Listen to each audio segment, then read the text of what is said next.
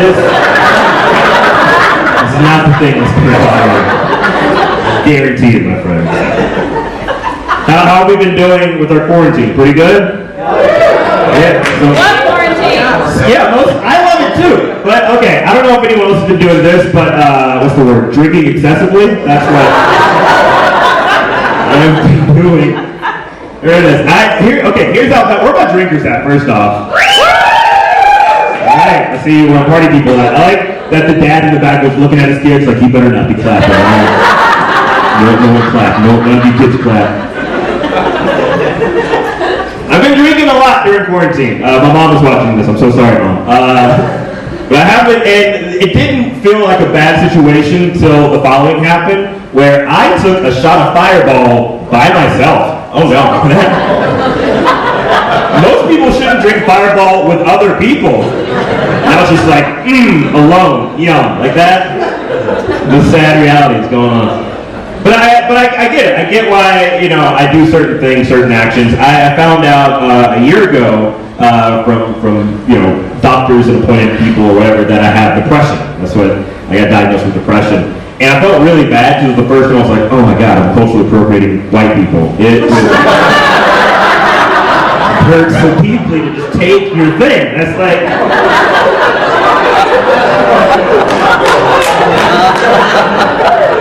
Like every white person I know is like, oh, the season's changed, I'm sad. Alright. We get it.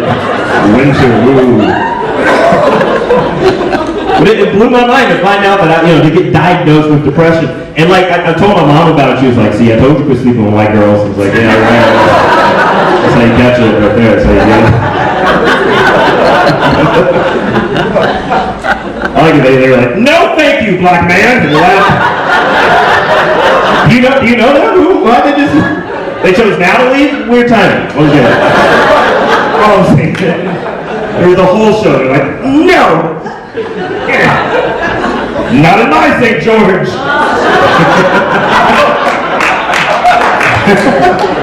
They like it. Maybe they're pooping together. I don't know.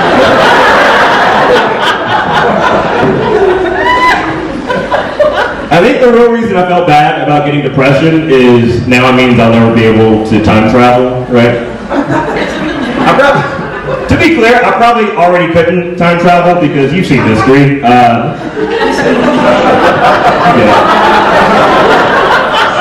know it might take you a moment to realize there's differences between black people and white people, St. George, but hasn't been good for me. We have 2 completely underground railroads. Let me just tell you that much. I was worried about saying that too. But we got it. But yeah, but now I can't go to the late 1800s for sure now. But if I went to the late 1800s and tried to tell a slave about my problems, it would just seem so minuscule by comparison, right? Like, oh, what's up, Mr. Slave? I'm real sad, I'm going through a bad breakup. Oh, you had a bad breakup, huh? You know they sold my family? Like, there are 2 seconds to explain that. Very good point right there. It was recommended to me to get a dog. I got a rescue dog. Thank you. I am a hero, that is. Or does she rescue me? No, I did. It was very expensive. She pays for nothing. My dog, though, they're like, oh, you got depression. This will be good for that. So I got this sweet dog. And for starters, where are my dog owners at? Make some noise. All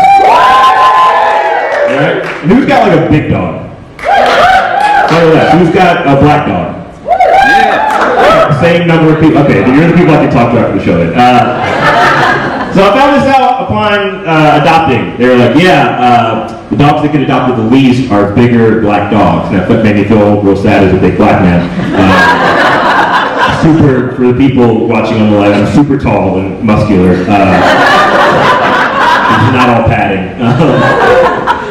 But they said that, and I was like, oh, okay, I'm going to get me the biggest, blackest dog I can find when I go to shelter. And then they brought out the biggest, blackest dog that they had, and I said, too scary. Let me go for this medium-sized brown dog. That is more my speed. They got her. She's a sweetheart. Her name's Whitney. I love my dog, but when I got her, what I found out was that she also suffered from depression. Ooh. Wow, we're not helping anybody now. You know, we're just to walk around like, what's wrong to a dog? Like, she doesn't know words, you guys. All sounds. But I get that there's been like a complicated history between like black people and dogs. Again, if you've read a book, you'll know what I'm talking about. Like there is no picture of the civil rights movement where there's a dog like, yeah, we support him. Like every picture you've seen from the civil rights movement, the dog is definitely on the bad guy's side. Like you're getting uncomfortable. I'm the only black person here. Scared? What are you soaking up about? I'm concerned. I have to leave here alone. So.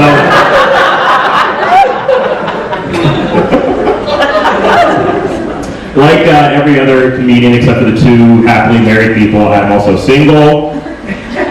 Okay, good response. Thank you for wooing one lady. I'm gonna turn that out, stop talking, and get out of the car. Here was the worst part though. She was in an all-white cast production of The King and I, which is, I don't know if you've seen The King and I, it's usually all Asian people. Somehow, they all whited it up. It was very bizarre. But watching that made me realize how much I hate musicals in general, right? Like, how many of you seen Hamilton? Like, the children raise their hands in the back. You're not in school, buddy. You could have just wooed. We've seen Hamilton, sir. We have Disney Plus.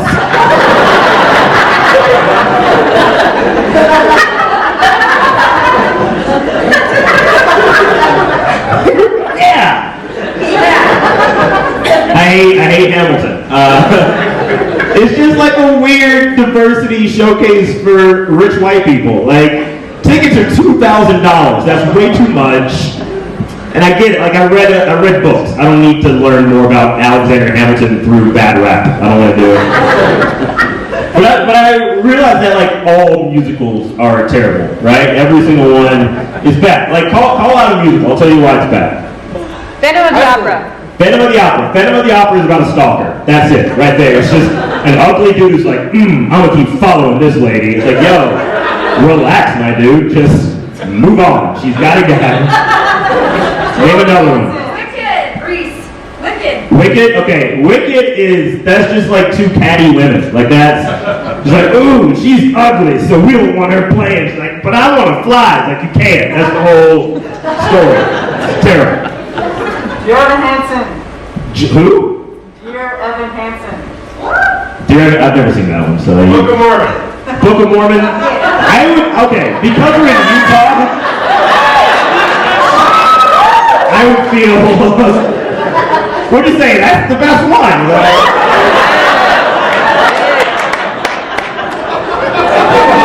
Black comedian Martin Morrow was murdered by Mormons.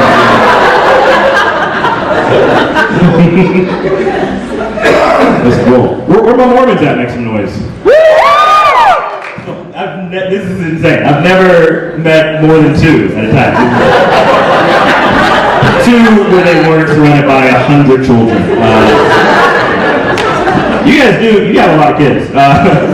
Good for you. I grew up Baptist, Southern Baptist. I don't know if you guys have ever been to Southern Baptist. They have Southern Baptist churches here. No. Okay. Let me read it. A black Southern Baptist church. Has anyone ever been to one of those? All right, one person in the back. Good. All right, again, you can come to the cookout. You're with me now. I love Southern Baptist churches. They're the most fun thing in the world. It's just 9 hours of people doing backflips like, yeah! That's the Holy Ghost? That's it? That's the Holy Ghost? I'm doing that. I like that. But I moved to LA a few years ago, and I started going to, they have like non-denominational churches in Los Angeles, and I went to this one. It was a little weird. It was very different because like the pastor came out and he had like leather jeans. I was like, I didn't know that was a thing you could wear, right? And he was like, hey guys, look, I understand sin. I get sin. I've had 17 DUIs. I'm like, that is way too many DUIs. That's beyond sin right there, my friend. That is illegal. Just a lot of illegal things that we're doing. Favorite part though is at one point he brought out a Christian rap group, which should not be a thing. I don't know if you have seen a Christian rap group before, but this group for whatever reason was way more on the rap side of things. So they came on stage all hard like, every time for Jesus one time, every time for Jesus, better get caught for Christ. Who's gonna get caught for Christ in this piece?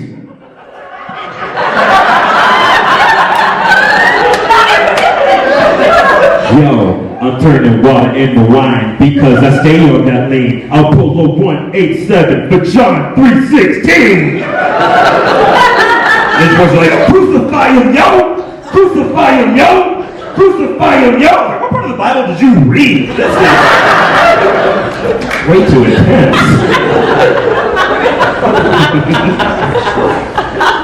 Mentioned being from Alabama.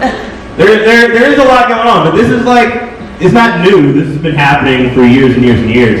And so my entire family is also from Alabama, and I had the opportunity a couple of years ago to ask my grandpa, like, hey, grandpa, you grew up in Alabama, in Birmingham, Alabama, during the Civil Rights Movement. What was that like? You know, like seeing like the dogs, fire hoses, and everything that was just terrible, and all the chaos. And he was like, I don't know.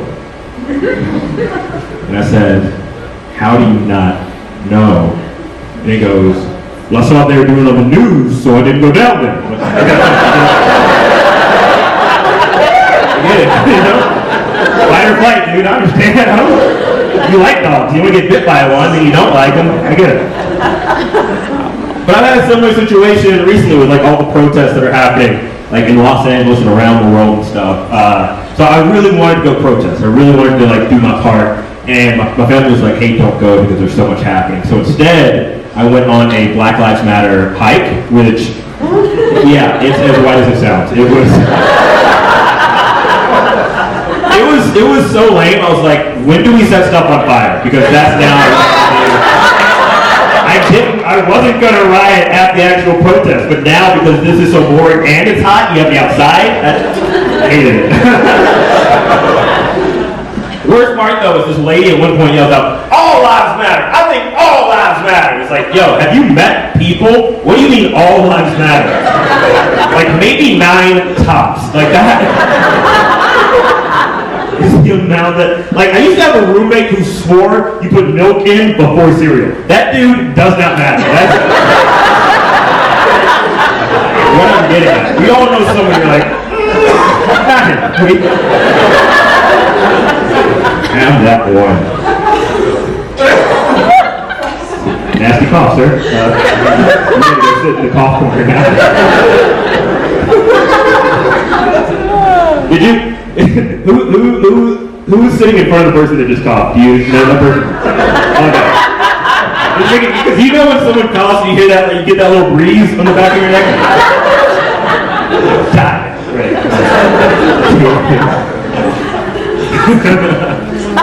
You're gonna be fine. We're all safe here. I don't know.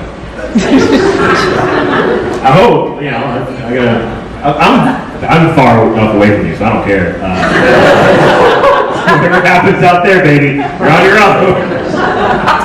I'm joking, guys. It's funny because, like me, I do family Zoom meetings every week. Anybody else been doing a lot of Zoom meetings and stuff? No, a lot of you are like, Zoom, what's that? It's technology, sir.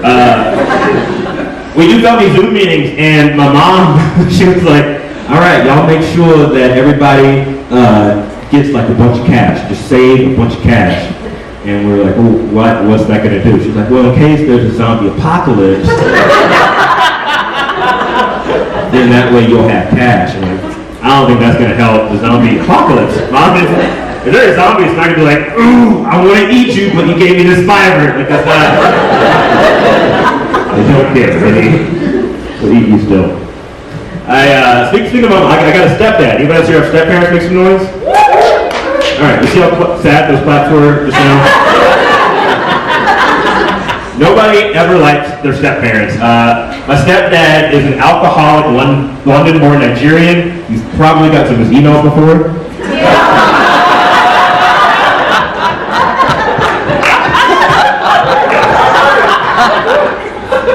He does this thing though, he'll get drunk off of like boxed wine at 2 in the afternoon, and then he'll sneak his way down his computer and will bump the crap out of reggae music, right? And we've all heard reggae like Bob Marley talking about smoking weed and having fun. That's great. Real reggae though, every song is 9 hours long, they all sound the same, and they're mildly homophobic, right? So imagine, you're in bed, 4 in the morning, and then from downstairs, a boom and bass comes on here. Chicken butt, then you put it in the pot, and it's ready to go. Let's go. Chicken butt, then go. Then it's going, then it's go, and it's ready to go. Let's go. Chicky, picky, bucky, and the biggie, bag, and you put it in the pot, and it better be gay. Hey!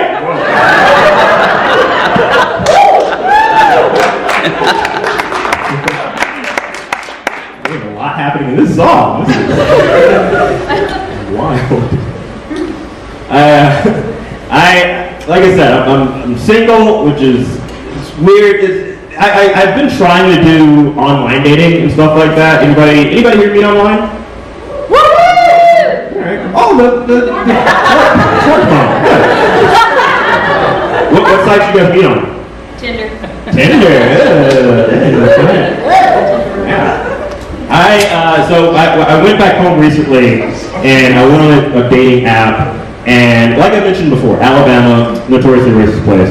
But I wanted to try my hand again at love, or to be right, be a good dude. So I matched with this girl, and I sent her a message, like an icebreaker, said, hey, which one's your favorite football team, Alabama or Auburn? Her response was this verbatim. She goes, whichever one hates N-words more. Yeah. So apparently I signed up for OKKK Cupid.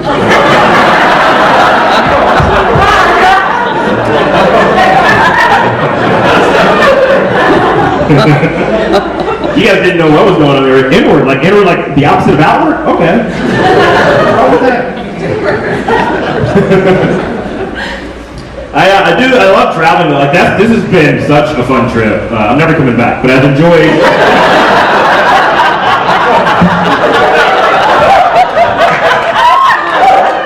I'm joking. I'm a meth dealer now. I can't. I owe a lot of money. He's actually in the audience. Zoop, how you doing, buddy? No, I love traveling. I've been all over the world and stuff. It's been great. And I mentioned my stepdad being Nigerian, so he was like, "Bob, you have to visit Africa. You have to visit Africa." And I didn't really know like what to expect going to Africa because I thought he was trying to set me up to get murdered or something. Right? Like, there's never been a good depiction of Africa in cinema. That's the issue, right? Like, any movie like Black Hawk Down, it's like, oh yeah, they got stuck down and then they were shooting. And then Hotel Rwanda, you don't even want to know what that plot is. And then the Lion King is literally, it's about a child. He's a lion, but you get it. It's a child whose dad gets murdered, and then he grows up, like, in the slums, and then he comes back and murders his uncle. Like that, and that's a children's movie set in Africa. That's like, I didn't know what to expect. I went to South Africa. It was beautiful. I loved it. I highly recommend it if you've never been, go to South Africa. My favorite part, though, was the Airbnb. Because I'm bad at vacationing. I don't know about you guys. Anytime I go on vacation, if I'm in a hotel or Airbnb, that is where I'm staying the entire time. I'm like, ooh, what's on cable? That's the hot stuff right there. But what ended up happening is okay, are you guys familiar with Nelson Mandela? Do we know who that is? Yeah. Okay, cool. A woo for Nelson Mandela. That's good. So my full name is Martin Mandela Morrow, right? So Martin for Martin Luther King Jr., Mandela for Nelson Mandela Morrow because my parents fornicated and had me. You guys did it. The parents in the back can have a talk with, what? Yeah, it's fornication.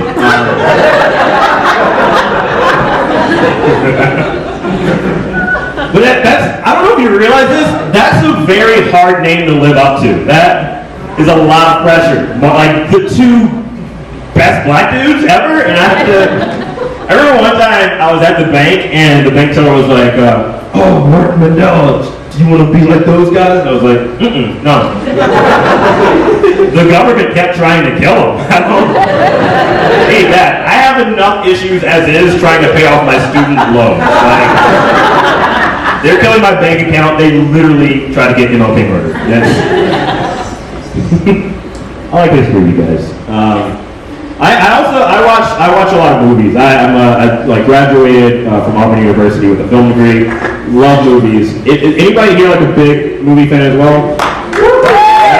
That felt like the lamest question ever. Like, who here likes movies? You like music too? But here's the thing. I have recently discovered the greatest film of all time. All right? Who can guess what it is? What do you think the best movie is ever? E.T. E.T. Wrong. What? The Room. No. Jurassic Park. Jurassic Park. Also wrong. No. Stop answering. Stick with me here. The greatest movie of all time is RoboCop 3. Well, I've never seen RoboCop 3. Exactly. It was the lowest grossing of the RoboCop trilogy. Don't ask me why I know that. I did a lot of research on this movie after I saw it. But here's why it's the greatest movie of all time, okay? There is a scene with this guy named Leon, who has not appeared in any other parts of the movie before or after this happens, right? He goes, also, we know what a RoboCop is, right? Okay, it's in the title. If you don't know, God bless you, because RoboCop, robot cop, boom. So, Leon walks to the police station, goes up to the police chief and goes, "All right, y'all got a RoboCop, huh? What else y'all got? An alien cop? A ghost cop?" And then the police chief responds with, "Leon, I told you we don't have time for this." Which means Leon has been coming there for a very long time, trying to figure out all the different types of cops they have, just because he can't grasp the concept of the one RoboCop. So I wish I could see the extended scene of this where he's like, "Y'all got a Frankenstein cop? Y'all got a werewolf cop? Y'all got a Godzilla cop? Y'all got a Godzuki cop? Remember Godzuki from the 70s cartoon? Woo! Y'all got a cop? Guess you can join twins, but you don't make it feel bad, so you call it cop. Y'all got a zombie cop? Y'all got a girl cop? Not like a woman, I mean like a little girl. Y'all hit her a gun and tell her have fun? Y'all like that? Okay. Thank you. You're all gonna go rent RoboCop 3 now after that. No. You're like, oh, you're right. Are you guys excited that sports are back too? Yeah. How did Utah get Jazz as a name for a team? Is this place known for jazz? Because that's usually They bought the New Orleans Jazz. Okay, thank you. All right, that answers that. I like that. So it was like, all right, New Orleans Jazz makes sense. We need to move them to Utah, so we're cool. No, you should have been the Utah Partridges or something. I saw, when Val was driving me around, I was like, "Is that a Roadrunner?" She was like, "No, that's a partridge, the thicker voice." And I was like, "Oh, cool." I thought they were like a family or something. Wrong. We learn a lot coming out to St. George, Utah, guys. We learn a lot. But yeah, I'm excited about sports being back. I love SportsCenter on ESPN. That's my favorite show because it is also a terrible show. You ever watch it? It's always like the same conversation in every single episode, right? So it's like one really skinny white dude with a journalism degree, then the biggest, blackest ex-football player in a 16-piece suit.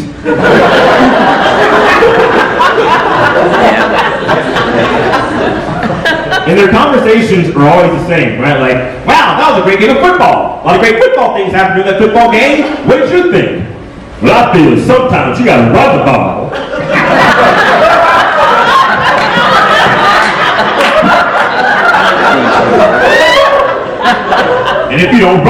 you gotta throw the ball. And that's how you win the game. I agree. Now let's send it to skinny blonde girl down in the field. Hi, I'm skinny blonde girl down in the field, and right now I'm with one of the losing players. But even in defeat, he's doing better than all of us in life. Let's get some words with him. We was trying our best, but the other team was also trying their best.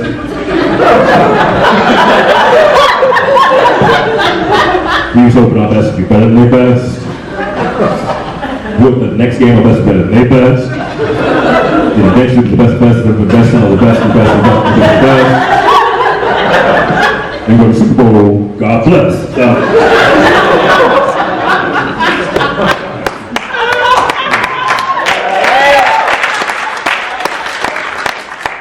I think you guys are always like on the brink of an applause break. You're like, do we want to give him this? I'm still a little angry about that Walmart joke from earlier. Pioneer is much better than Telegraph. Oh my gosh. I gotta get out of here soon. Not like, you get it, it's fine. I'm like, ooh, I should promote something now. I didn't bring stuff. Like they got, but so many other comics. They got stickers and postcards and stuff out there. So get those. Are you guys on Spotify or iTunes or any of that? Yeah. Nice. Some of you just get like, I got a MySpace. I don't know if that doesn't. I have an album out right now. It's like completely different jokes. Some of them, I don't know. I haven't listened to it yet. It did really well on iTunes. I bought it. But you should too, or just download it or listen to it, you know, on a computer or something. It's called Magic of the City. Martin Morrow, that's my name. So give that a listen. I do a lot of singing in it too because I'm a big fan of music, not musicals, as I mentioned earlier. But I like music because that's what I grew up on, right? Like where my 90s kids at? 90s kids next to me? So 90s kids, we can agree the greatest show of all time is Morrow, Total Request Live. Oh my God, Carson Daly, the whole thing, right? You remember watching Morrow? Number one slot was always like Backstreet Boys, NSYNC, Britney Spears.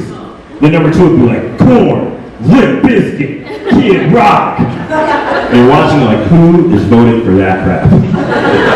It was always me. Every single time. I loved it. I love that trash music where it looks like a pack of cigarettes just became people, right?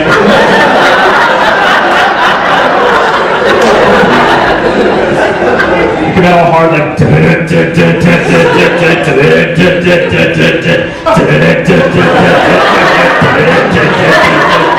you ever have to work while you at your job? Like, yeah, dude, that's employment. That's what you're supposed to do. You're at work. It's like the one thing you have to do.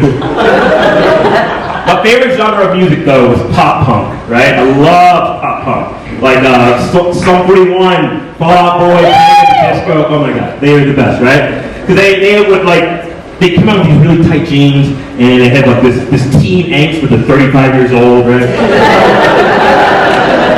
They just spelled out that tune like, my life rejoins you, it wishes that you could just seek your infidelity back in who I am this week. But if you were in my shoes, then you might just fall apart because you always in my heart, because you are my energy.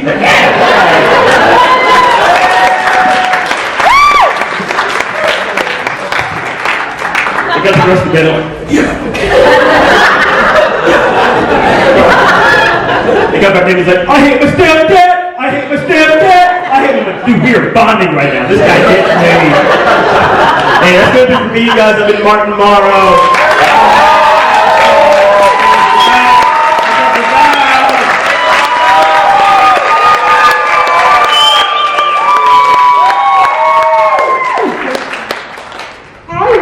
If that was a black man or an angsty teenager in high school. That was amazing, Martin. I expect that out of you. Okay, everybody, our show is over. We're going to bring the comedians up one last time. Please give a round of applause to Martin Morrow, Crystal Moore, Aaron and Matt Kirkland.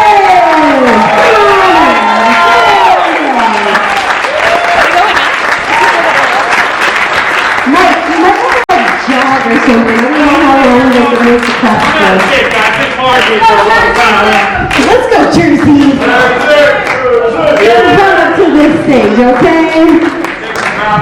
Hey everybody, follow us at Electric Comedy Night on Instagram and Facebook. If you tag us in your stuff, if you follow us, we'll give you a ticket to the next show. That's how much we appreciate you. So thank you so much.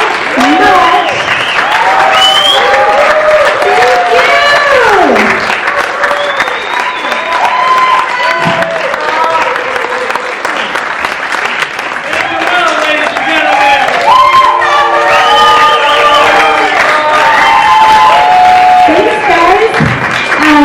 Be COVID safe. God bless you to never get COVID in your life. And we are going to go to Station 2 if you want an after party. Social distance and be safe, okay? We'll see you there. Thank you.